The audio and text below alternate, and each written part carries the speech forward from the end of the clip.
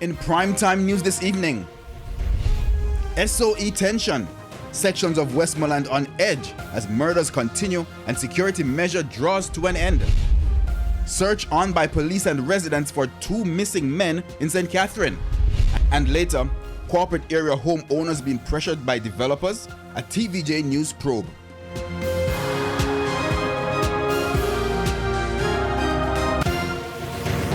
Good evening and welcome to Primetime News, both on air and online at onespotmedia.com. I'm Herman Green. Thanks for joining us. Also this evening, the Financial Week, Primetime Sports commentary, E-Prime, and your weather report and forecast. But before all that, here's your feedback question. This evening we're asking, what is your view on the opposition's position on the states of public emergency? You can share your comments online, facebook.com/televisionjamaica or tweet at televisionjam1. Please stay with us. Primetime News returns right after this break.